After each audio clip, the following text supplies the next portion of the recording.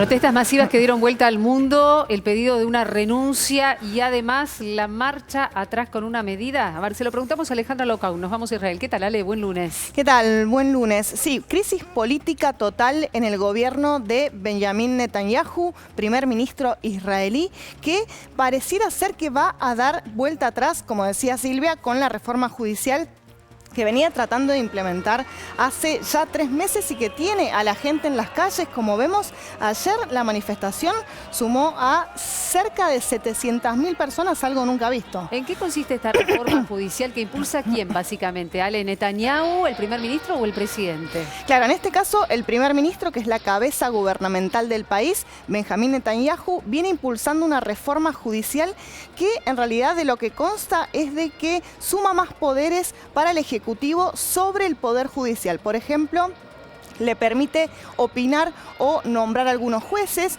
o le permite también sobre algunas medidas judiciales retroceder o darle poder al Parlamento, la Knesset, que es justamente el Parlamento israelí, para retrotraer medidas o sentencias que tome el Tribunal Superior de Justicia. Es decir, un avance... Tiene causas judiciales en su contra, ¿no? Claro, ese es uno de los argumentos en contra, precisamente porque Netanyahu tiene varias causas de corrupción abierta, entonces se considera que una de las razones por las cuales la gente se está manifestando hoy y desde hace varias horas durante la noche, es que hay un conflicto de intereses. Pero no solamente eso, sino un avance sobre el Poder Judicial, lo que se considera una medida autoritaria, antidemocrática, y por eso ha salido toda la gente a las calles, como vemos en pantalla. La verdad, una cantidad de gente impresionante, pidiendo principalmente el retiro de la reforma judicial. Netanyahu se había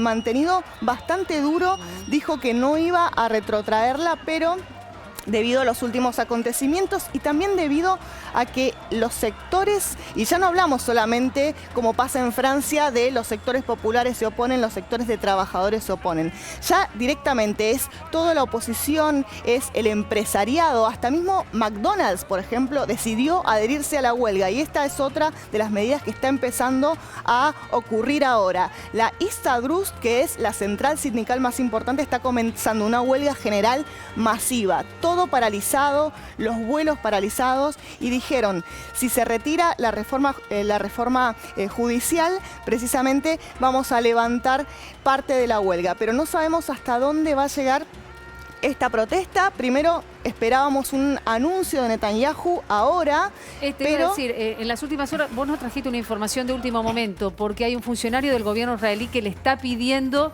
que retire directamente esta reforma judicial. ¿Quién es? ¿Es alguien importante dentro del gobierno? Sí, bueno, hay varios funcionarios pidiendo el retiro de esta reforma. Lo que pasa es que lo que pasó ayer fue lo que desató la protesta. En realidad la protesta masiva, que fue la destitución del ministro de Defensa. ¿Qué pasó? El tema es que muchos miembros de las defensas israelíes, las FDI, es decir, hablamos de lo que es el órgano militar, el Estado militar israelí, empezaron a protestar y dijeron que no se iban a presentar en sus trabajos si se continuaba con la reforma judicial. Es decir, empezaron a peligrar las fuerzas del Estado, las fuerzas militares. Entonces el ministro de Defensa dijo que, o pidió que se suspendiera esta ley, el tratamiento de esta ley que se debate en el Parlamento, para tratar de conciliar un poco las fuerzas políticas y de la población. ¿Qué hizo Netanyahu? Dijo, esto es una traición al gobierno, entonces lo despidió al ministro de Defensa. Y a partir de ese momento salieron todos a las calles y vemos ahora lo que está ocurriendo. Se esperaba, como última noticia, que diera un discurso ahora Netanyahu, pero lo acaba de posponer, así que tendremos novedades, supongo, en los próximos minutos y horas.